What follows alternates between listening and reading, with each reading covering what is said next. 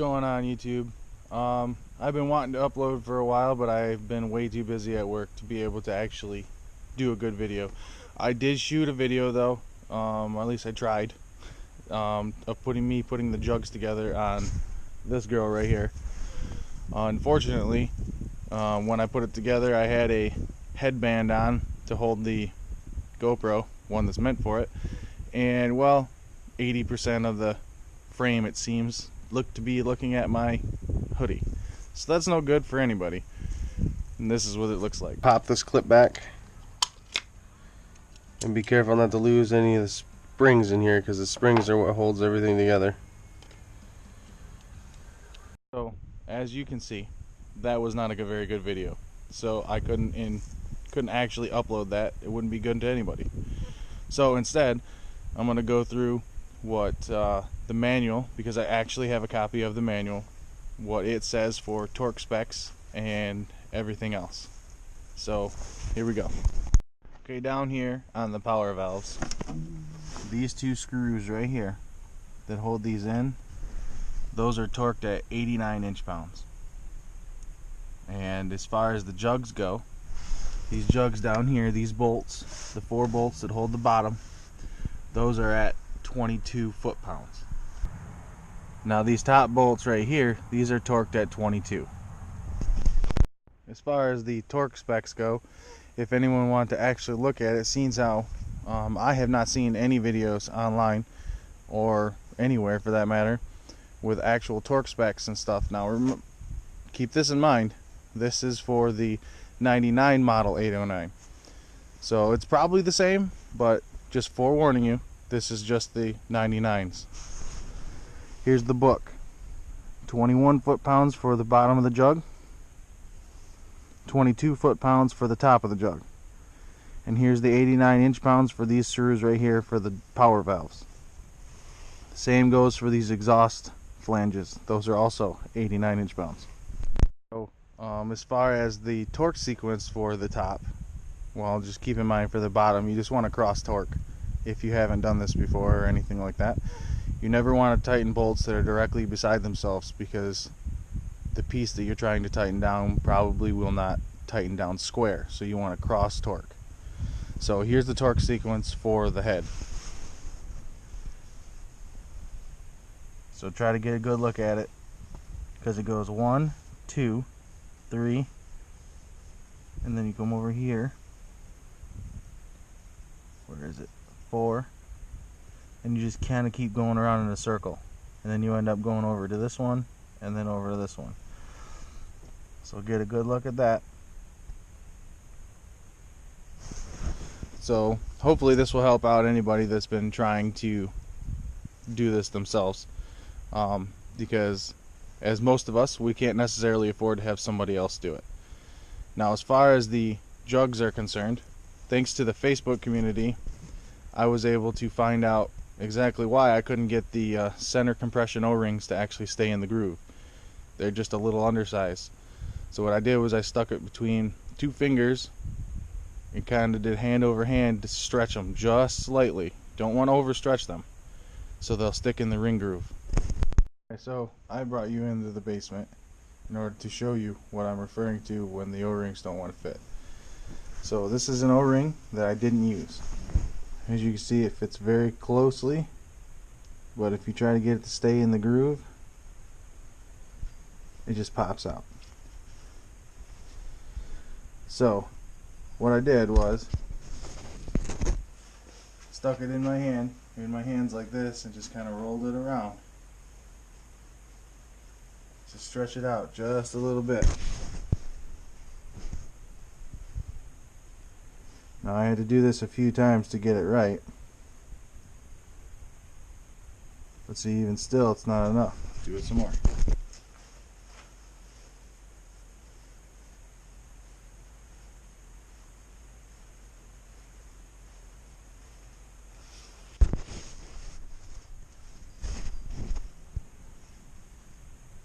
Will it stay this time?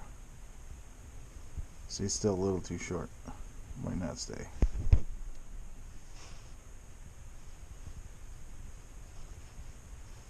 Nope.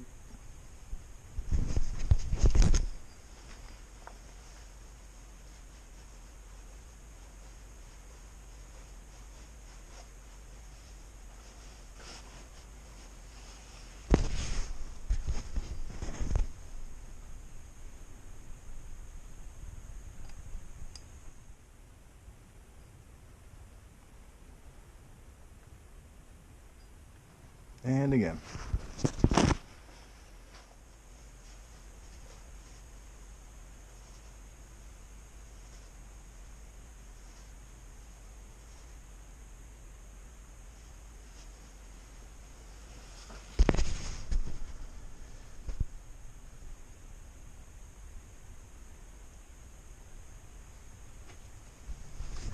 Okay, so after about the 10th time, with patience, because you don't want to overstretch it, I was able to get it stretched to fit in here. Now these outer ones, these fit just fine. There's plenty of slack in those. Now the only reason why I have these extra jugs is because Mickey, up at Mickey's Sleds in Midland, let me get another set of jugs, and obviously I have to take these back to get my core. But his insight into the condition of these jugs, I was going to run them, and he said no, because you can feel the groove from the cold seas within the jug, and he said that will shred the piston ring faster than hell. So he helped me out. He's helped me out quite a few times. It helped all of us, actually, my whole family, as far as us learning how to deal with these things, because you know, two strokes are totally different than cars.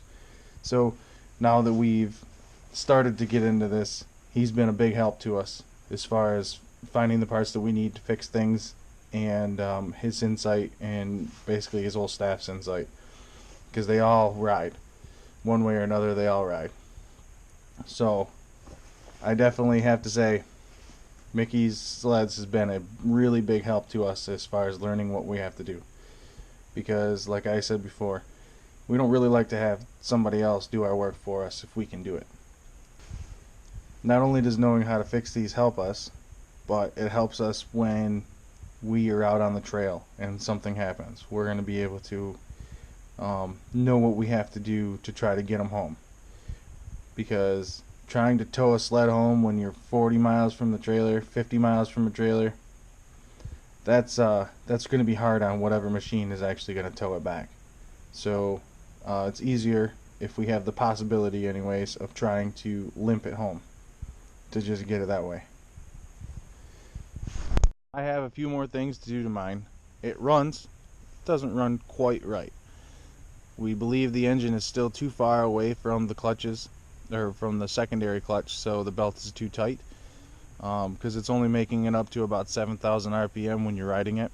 Now obviously there's no snow at the moment, but as you could tell, we had snow. So when we were riding it through the fields here, trying to get a little bit of miles on it, get a little bit of hour on it, trying to break it in, it didn't work out quite right the way we hoped, because it would rev to 7,000 and it would kind of like break up at the top end, and we're pretty sure that has to do with the clutches not shifting correctly for the size of the belt, which is essentially just an engine spacing problem, unless we just get a longer belt, which is a possibility. So as far as this goes, it runs just fine. And see, this is the engine start button that I put on here.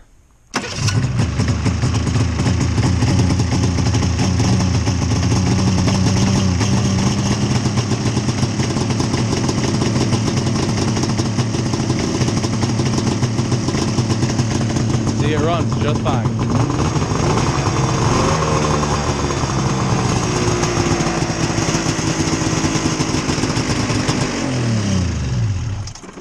Now it's just a little extra smoky because, well, we have mixed fuel in it along with the oil injection system on here because of break-in, just to make sure there's plenty of lubricant throughout the cylinders to make sure that the pistons break in the correct way and the rings seat right.